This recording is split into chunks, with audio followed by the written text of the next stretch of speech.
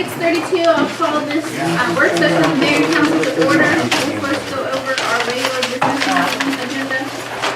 Tonight, under invitation, we'll have a moment of silence for Mr. McCauley, who is a former park employee. His wife and his sister-in-law have also worked for the city. Announcements, you all received a copy of the announcements. We also received the email from Mr. Vice asking us to announce about the Art Commission meeting being moved to Tuesday. Pledge, we have ceremonial matters, which is a proclamation for MLK Day celebration. Minutes, you all received a copy of the minutes. Do you have questions or anything we need to go over with the minutes? Yeah, lots of questions.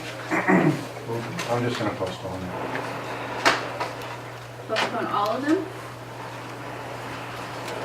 Well, there are some questions on most all of them, and part of the executive session minutes will be, I'll ask for an executive session to talk about those. Have you sent your questions to Mr. Freeman, or? We'll talk about it in executive session. I'm talking about the regular minutes. There's more questions. Well, the regular minutes, there's the comments at the end, but there are no comments in the public comment section on the video. And I don't remember some of these being in public comment, so I want to be able to look at the video and make sure we're accurate. I did have a chance to look at the video, and most of the comments, it doesn't appear that any public comment was taken or done at the last meeting. Everything was done in the comment section for the public hearing portion of it. It was earlier in the meeting. It's at the first part of the second video. Yeah, The but I thought December at the 8th. end, I thought the video just ended too soon, and at the end, I thought there were some public comments. I could be mistaken. Yeah, I did not see any. We can verify that, but there wasn't any. I want to. Because he adjourned the meeting. Yeah, but now they'll call it back. For public hearing? Yeah, public comment. I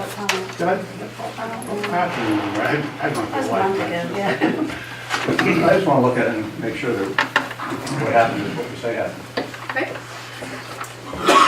We have no invited guests tonight under committee department reports. I don't know. I know that 4 of the 7 people from leadership Snellville called and have the flu, so I don't know if they will be here tonight to give their report or not. If not, I'll continue it.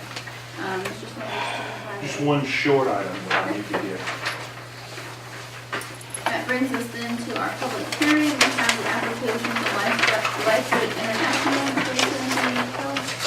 Sure, it's just like the one we recently had in the past with the Sheriff and the Seraphin. It's in Lucian Lane's portion of the Fountain Square Shopping Center for plus or minus 6,000 square feet for a house of worship. This was the church that was slated to go in at the old 2140 Mountain View Wisteria. They weren't able to make that work, so they're going to relocate in Lucian Center. We recommended approval. We did a parking analysis and everything was okay. Was the parking analysis that took into account the other churches we referred for that area? Correct, and then in the additional spaces that we found out, there's also a cross parking easement between the whole shopping center, so we didn't go for a long time. Okay. Do you have any questions for Jason? I do not space everyone in our parking. Any other discussion? Then we have under new business the resolution for the Evermore CID. Mr. Bush is here if you have any questions. I know there was some discussion via email. Basically, I don't have a problem approving, but I think that we need to put the address of the property into the body of the resolution. And there's a couple of self-serving whereases on the bottom that like restricted from it. What is it? I think you said the last 2. Is that what it actually is the last 2? The last two whereases, I don't have a copy of the front. So, but nothing's been done to change that for tonight? We're just going to approve it and then have to sign it later or what? I'll read it. I'm not sure all of that language, I don't think all that language has to be in there. If it's the last 2, when I read the resolution into the record, I'll just omit those last 2, and then we can come up with a signed copy at a later date. As long as it's not part of the final document. And the address, it's just, it doesn't. Yeah, I'll read that into the resolution. Okay. It says there would be an attachment, and there wasn't an attachment, so there's really no identification of what the property is. Well, and I think we got that attachment to email this morning. If we did, I didn't get it. I didn't see it. I got an attachment, was about the law, it wasn't about the property. There was a plaque. Was there a flag there? And then a form or a resolution that the council had done.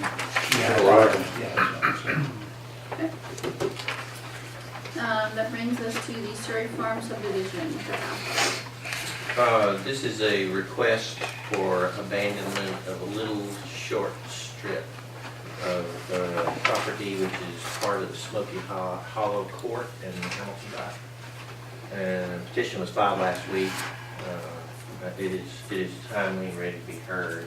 There's no advertising requirement. The surrounding property owners have all acknowledged the petition is coming before you, and it's just the developer, the surrounding property owner. So what, are we supposed to vote on this? It is ready to be approved, yes. And the one thing I would request is there's a step in that process. You're disposing of property, there's a step in the process of disposing that I'd like to inform you of the standards about in the executive session that y'all already charted. But other than that, the petition is clear what they're requesting. It's part of that street structure of Surrey Farm that's been there. There was one section that was not previously abandoned because of the one resident. And, my understanding. How much property are we talking about? It's just the street. It's 8/10 of an acre. 8/10. And we closed on Surrey Farms December 31st, and also Mr. Brockley's home December 31st. So now we own 45 acres in Snellville. So you finally sold out, huh? I wasn't really looking to They make an offer you couldn't refuse? move. Not really. So then there's no objection to any of the property owners or anything to this agreement? No, we're You own the the only property? owner, and Ken just offered to come just because it happened so quickly, just in case anybody had any questions for him. So. And so what would we be approving tonight? A quitclaim deed? This is or- an authorization, it's abandoning the road and then authorization for the mayor to execute a quitclaim deed to abandon. There's part of the request of the applicant is that the part that had been quitclaimed from the 2006 abandonment needs to be included in the quitclaim deed. It was just a step that was not followed. There's one more step in it, and then there's this little section. Kind of a consolidation. It really is. These are loose ends that need to be wrapped up. So and I'm sorry, you said it was 8/10 of an acre? And I've got a copy of the petition and the survey, so you can see. Any other questions? JRM contract for Snellville days. Is there anything you need to tell us? This is the same as agreement it's been in years past. I think most everybody's at the Snellville Days Committee meeting to talk about it. I wasn't at the meeting last Monday, and I apologize for that. Does this have to be signed before the next meeting? Is this time sensitive that this gets signed? Oh, yeah, 'cause they've already started doing work and. I have some questions about it, and I guess I just asked, but the way I read the contract is that they are going to pay us a total of $42,500. Am I reading that wrong? Is that correct? Okay, so they pay us $42,500. That's our total income From them, from them. And then what other income do we have from Snellville? in-kind applicant fees, and then from Glen Fair, which is the kids area, and then the pony rides. Okay, and what does that come to, approximately how much money does that? Total, Roughly. the takeout JRM, it's maybe in the high end, maybe about 5,000. And this is what I'm confused about. At one point, I thought we put $40,000 on our budget, and then we had income coming back from Snellville Days to kind of put that money back in.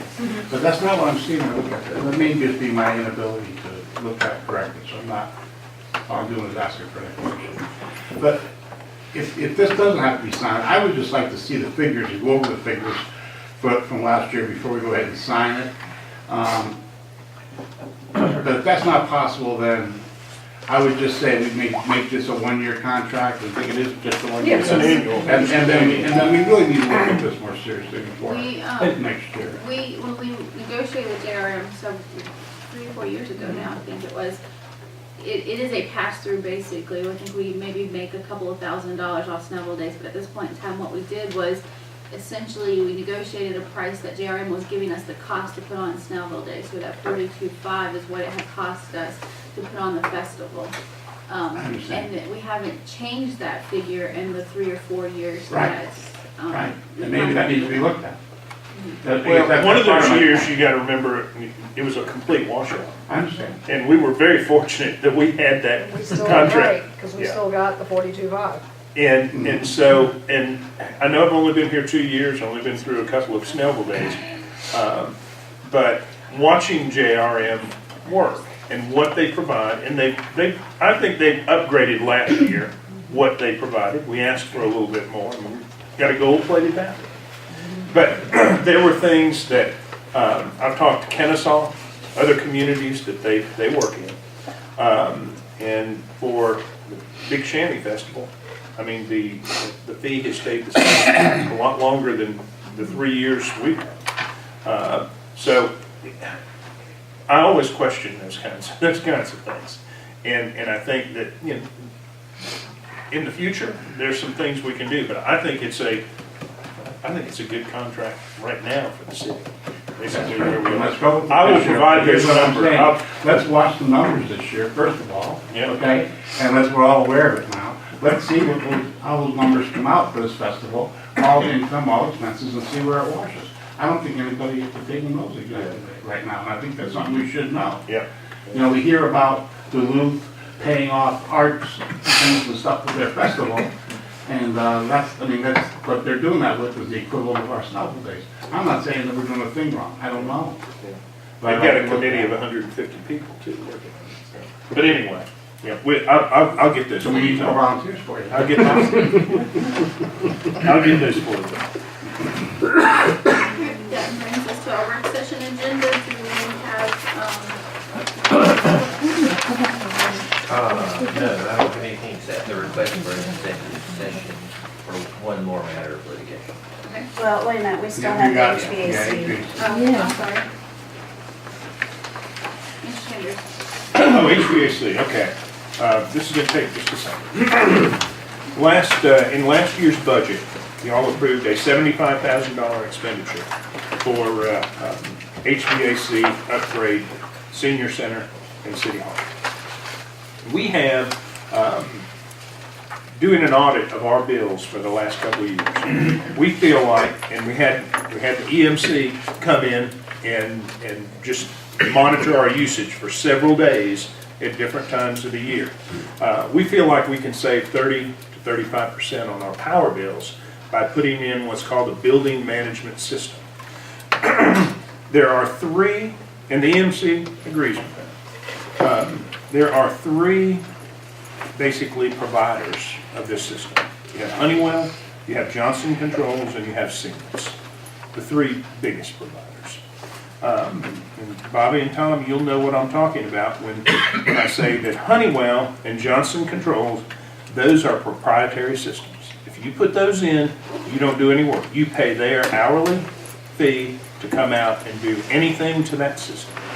Siemens is not that way. Siemens actually has worked with the vendor that we use currently, Southern Air, on our heating and air systems.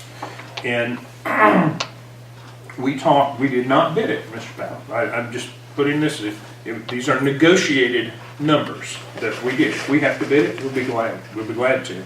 The problem is, we'll have to pick the specs of one of those providers to bid the thing. And just like I said in here, I'm recommending Siemens. If I have to go out to bid, I'm going to use Siemens specs. But the situation is this on the numbers. Johnson Controls, through their local representative, put a price in of $120,000. Honeywell, when I told them our budget was $75,000, refused to bid. Did not submit anything. Siemens submitted a bid in the neighborhood of $68,000 for the building management system, and put a contingency in there of another 22 or 23 for repairs to the system, dampers, valves, things that are not working now. And to be honest with you, They had the best presentation. They seemed to take more time with it. That's why Mr. Ackerman and I are recommending the Siemens proposal.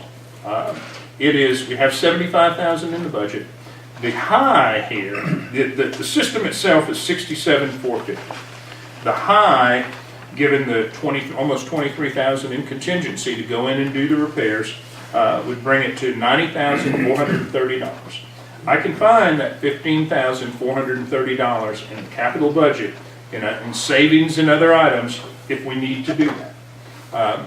My recommendation is to proceed with the Siemens, or if Tony recommends, we put out an RFP, and it's very much like putting out an RFP for a sole source vendor. So that's where we are. One question I have is under clarifications. It says pricing is subject to change after 30 days. It's solid. It's pretty much any contract. Yeah, we met with them last week. Okay. After 30 days from when? When we accept it. I'm not to look at it. Once it's signed, it's signed. We're good. Okay. Just want to make sure. I guess my only issue and concern is whether it does need to be bid Right. or not. I thought I had a copy of your procurement ordinance, but I don't. So if it could be approved tonight, subject to review of the bidding requirements. If it's the decision of looks that it is a sole source agreement, I believe your procurement ordinance has an exception to that. I need to look at it. So. Well, and most building management systems are, for the most part, proprietary. I mean, I'm dealing with that right now with a 100,000 square foot building. It's your the only stumbling block that you run into is your own procurement ordinance. So it's not a required bid according to state law. You know, you're below that threshold with this number. So it would be a standard you could play. And the Johnson Controls is already higher than what is currently on the table. And full disclosure here, my son works for Siemens, but he didn't work for them in this country. He's in Germany. Heating and air. Does he get a taste? What's that? Does he get a taste? All I care is that he's getting a regular paycheck. I don't care if it's in euros or Flying back next week. Well, I would say subject to us reviewing the procurement, as long as we're on solid ground there, I wouldn't have any problem. No. Just go violate any Moving law. forward. Okay. get sued?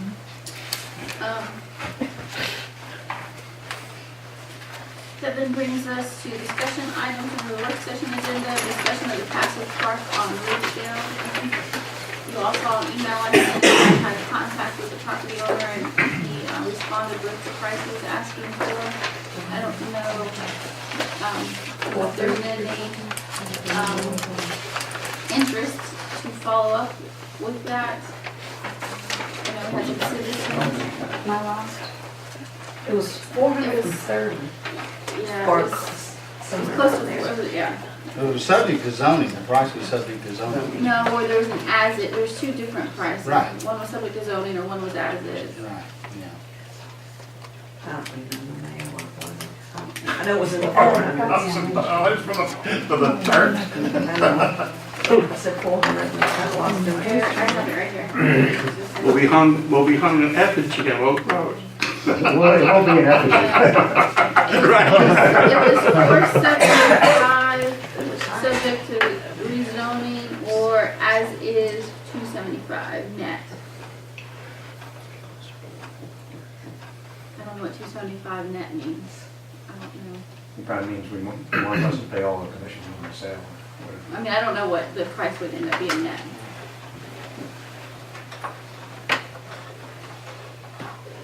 And how big is that I went property? to 475 with the zoning and 275 without. What is that? Because I If think it it'll be carried more as a- valuable If commercial. it carried a commercial zoning, Or if somebody's gotta go through the zoning process.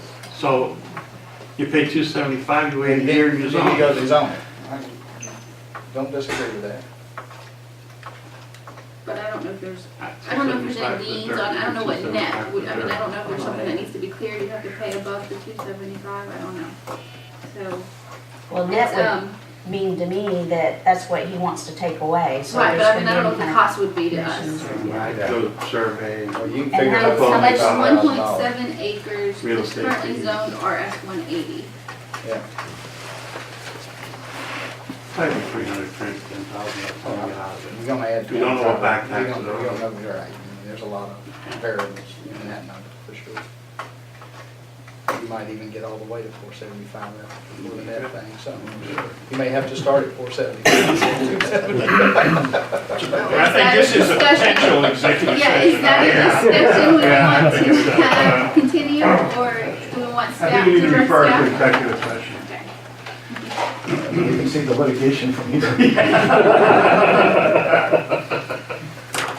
Next is update on the RFQ for zoning ordinance. I'm gonna continue that until the second agenda in February, because the RFQ's going out next week. It'll be out on Friday, the 23rd. Turn that off.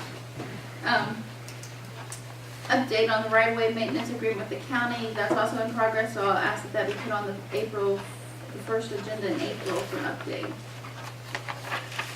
April. You know, when springtime gets here, to see how the county's doing with mowing the grass. We've had several discussions with them. I think we made progress at the end of last year. The real deadline is Snellville days. And, the county needs to step up to the plate in March and April. I think that's a good time to follow up with them again. Then we have the update on Summit Chase Clubhouse, annexation and annexation plans. Mr. Sanders, want to tell us what's going on with that? I know that Mr. Britt had a busy December with parties and everything. We have pushed him and pushed him. Jason, you call him. He said he'd be in by the end of the week. I call him. We've worked closely with him. He apparently went through a very difficult process last time. And he's ready to bring it in. It's just, he's got to do the paperwork and sign the submission. So what I'd like to do, the last part of that item, Mayor, I think you put on there, annexation plans. During the first meeting in February, I would like to start the work session an hour early and let us update you on annexation progress in general. So we can show you maps, we can show you what we're working on, and if you can find time in your schedule to do that, I think that'd be helpful to everybody.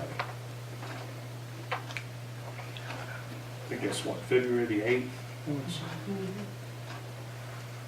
Could we start at 5:30? You bringing the coffee? Dinner. Free dinner. And so the annexation proposed maps will be ready. And I put, the annexation plan I put on here just to make sure we were working on it. It sounds like my hunch is we're continuously are. The Summit Chase I put on here because our retreat, we said we'd have that by December, so I just wanted to get an update on that. And he has discussed alcohol beverage license with the company, and they will give him a refund for the time he doesn't use. So I know that he was able to get some piece of paper that he was able to get the lawyers who did I believe it was a survey that he needed. And he was able to get that about the notice. I think he wants. I think that was the last We've seen a copy of That it was the because it's a last piece flag he one. wanted. I mean, it. Yeah. He's ready, everything he says. Yeah. Presentation update on the city app. It's not ready yet.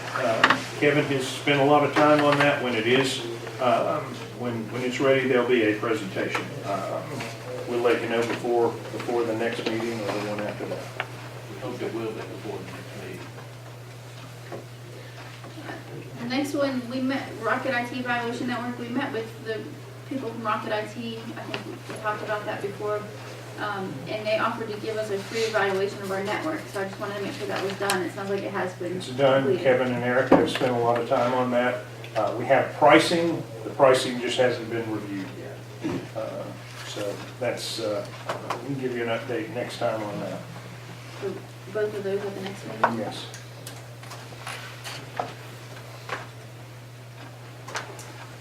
City manager evaluations. This is just, there's one for you in there. This is the same form we've used every other year for city manager evaluations. All of staff recently had all their evaluations done. I think, I believe in our contract, I can't remember in the new contract, but it has the annual evaluation. But if we could have these done by our next meeting, and then maybe Tom and I can sit down with the city manager and review them with him. And I'd appreciate it. And I think everybody did one last year. I never saw it. But- Yeah. I can't do my. But it's, and it may have been on a different form. So, And this is not a form I created, this is what we use for Mr. Timler, Mr. Craigway, Mr. Brooks. Where does it go when we fill it out? If you could turn them in to me next meeting, and then Tom and I can sit down with Butch and go over all of them. Okay. it's always helpful to have feedback. Should be better now that you got your diploma. Discussion of land bank for abandoned properties. This was some information Ms. Richardson found, and I haven't had a chance to review through it. So, Ms. Richardson, do you want to tell us about this, or do you want me to postpone it till the next meeting? There's some pretty thick coverage that I want to include in the agenda for everyone.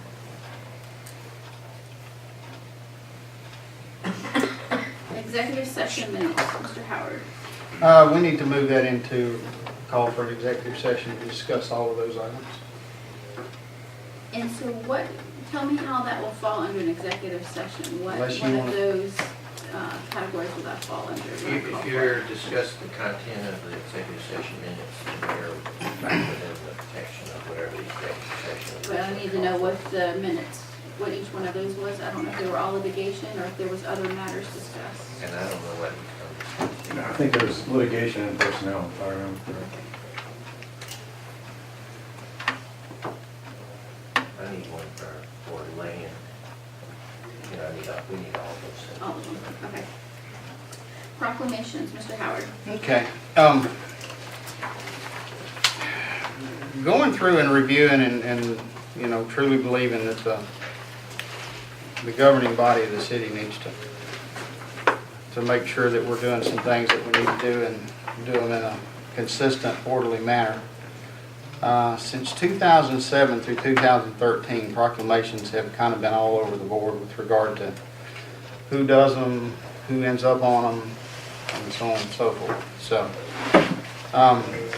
what I want to start the conversation with is that I think as a policy we need to decide, because we really don't have anything in our charter that's specific to proclamation that I can. So what I'm going to begin the discussion about is defining when we do proclamations, how we do them, who's, and so on and so forth. Because like I say, in 2013, 26 proclamations were done, 20 were signed by the mayor, 6 by council. In 2012, 56 proclamations were done, 12 signed by the mayor, 44 signed by council. And so on and so forth, and it kind of goes from there.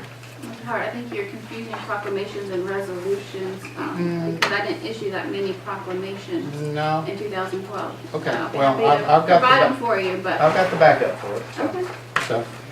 So anyway, as we move forward, I looked at the definition of a proclamation. This is a public or official announcement, especially dealing with one with a matter of great importance. And another part of that is the act of saying something in public, official, or in a definite way. The act of proclaiming something, an official statement or announcement made by a person in power or by a government. And I think as a legislative body, I think we fall under that government thing. So over the next couple of weeks, I'm going to begin to put some stuff together for everybody and start sending it out. So I do want us to consider actually having policy with regard to this and how we can make sure it's consistent across all lines as we move forward. So that's really the basis for that. All right. You have the push for the executive session.